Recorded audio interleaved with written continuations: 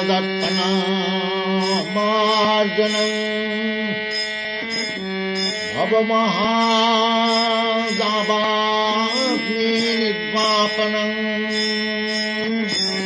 श्रेयकैरवचन्द्रिका वितरणं विद्यावधूजीवनम्।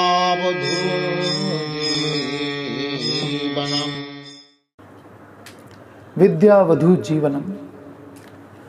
जिन्हें शुद्धा भक्ति प्राप्त हो चुकी है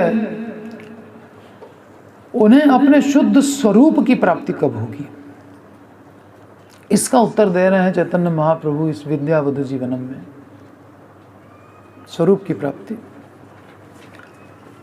शुद्धा भक्ति तो प्राप्त हो गई, भाव भी हो गया, ठीक है, भाव तक तो आ चुका है, लेकिन अब भाव तो इस जगत में भी हो सकता है, भाव से कर रहा है सेवा, लेकिन अपने शुद्ध स्वरूप को, शुद्ध शरीर, शुद्ध अहंकार और शुद्ध चेतना, सारी चीज़ें एक साथ उसके पास हों,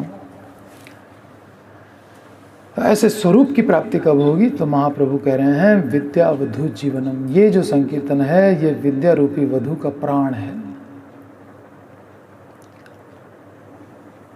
वास्तव में भगवान की एक ही शक्ति है, परास्य शक्ति विविधैव श्रूयते। उसकी दो वृत्तियां हैं, विद्या और अविद्या। एक शक्ति, दो वृत्तियां, विद्या और अविद्या। योग माया स्वरूप शक्ति ही विद्या है और जड़ जगत सृष्टि कारिणी, जड़ जगत की सृष्टि करने वाली, जीव के स्वरूप और स्वरूप संबंधी गुणों को ढक देने वाली महामाया वही अविद्या है वही भगवान की ही शक्ति। ठीक है, महामाया अविद्या है तो योग माया विद्या है। तो श्रवण कीर्तन करते करते जिस समय साधक के हृदय में शुद्ध भक्ति का उदय होता है, उस समय भक्ति देवी अविद्या को दूर हटा करके और विद्यावृत्ति के द्वारा जीव के स्थूल और सूक्ष्म आवरणों को विनष्ट कर देती है। जब नाम जप करते करते करते जब शुद्ध भक्ति आती है, शुद्ध भक्ति माने जिसमें ज्ञान कर्म का मिश्रण न हो, उसको बोलते हैं शुद्ध भक्ति। तो जब ऐसी शुद्ध भक्ति हो जाती है तो ये भक्ति देवी क्या करती है? शुद्ध भक्ति अब उदय हो चुकी है, अब वो अपना कार्य शुरू करेगी। तो शुद्ध भक्ति अविद्या को दूर करके और विद्यावृत्ति के द्वारा हमारे स्थूल और सूक्ष्म दोनों आवरणों को विनष्ट कर देती है। स्थूल शरीर ये पंच तत्व का बना हुआ ये विनष्ट हो जाएगा और सूक्ष्म शरीर मन बुद्धि अहंकार ये सब शुद्ध हो जाएगा एकदम। ये भक्ति देवी का कार्य है। ठीक है, भक्ति के प्रकट होते ही ये स्थूल और सूक्ष्म आवरण हट गए तो जीव अपने स्वरूप में आ गया। विद्यावधू जीवनम। साथ ही साथ जीव के शुद्ध चिन्मय शरीर को प्रकट करा देती है। वह चिन्मय देह मधुर रस आस्वादन योग्य गोपी देह भी हो सकता है, मंजरी का देह। ठीक है, तो अब स्वरूप की प्राप्ति करा रहा है। यही हरि नाम कहाँ से शुरू किया था? दर्पण की मैल साफ करने से लेकर के भाव को उदय करके, शुद्ध भक्ति उदय करके, और अब जो है स्वरूप की प्राप्ति भी करा रहा है। ठीक है, विद्यावधू जीवनम। विद्या माने भक्ति, भक्ति का जीवन है। मतलब बिना कीर्तन के कोई भक्ति कर रहा है तो क्या भक्ति कर रहा है? निष्प्राण है उसकी भक्ति, कीर्तन ही नहीं। इतना रसमय कीर्तन, जानवर तक नाचने लग जाएं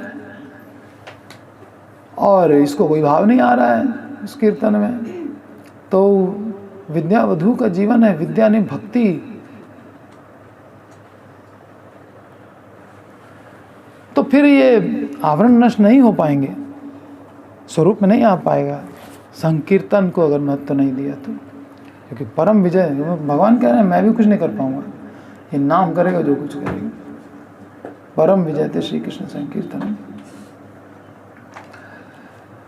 श्रवण कीर्तन करते करते जिस समय साधक के हृदय में शुद्धा भक्ति का उदय होता है, उस समय भक्ति देवी अविद्या को दूर करके विद्या वृत्ति के द्वारा जीव के स्थूल और सूक्ष्म आवरणों को विनष्ट कर देती है और साथ ही साथ जीव के शुद्ध चिन्मय शरीर को प्रकट करा देती है।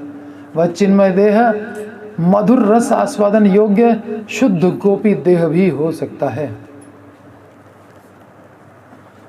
तो श्री कृष्ण संकीर्तन करते करते शुद्धा भक्ति का उदय होता है। फिर भक्ति देवी अविद्या को दूर करके विद्यावृत्ति के द्वारा जीव के स्थूल सूक्ष्म आवरणों को विनष्ट कर देती है और चिन्मय शरीर को प्रकट करा देती है। तो इस प्रकार ये सिद्ध हुआ कि विद्या का जीवन है। अब चिन्मय शरीर तक प्रदान कर दिया, तो शरीर जो जड़ था उस तक को तो उसने चेतन बना दिया। तो ये तो प्राण है, जो इस जड़ में भी प्राण डाल दे तो जीवन तो है ही है। विद्यावधू का विद्या तो हम ले ही रहे थे, भक्ति तो कर ही रहे थे, लेकिन जब तक शुद्ध भक्ति उदय नहीं होगी तब तक इस स्वरूप की प्राप्ति नहीं है।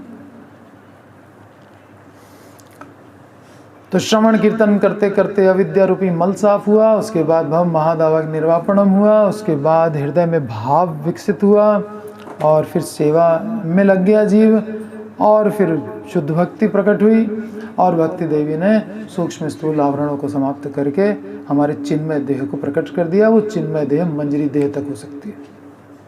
निताई गौरांग जय निताई गौरांग, निताई गौरांग जय निताई गौरांग, निताई गौरांग जय निताई गौरांग, निताई गौरांग जय निताई गौरांग। हरे कृष्णा कृष्णा कृष्णा हरे हरे, हरे राम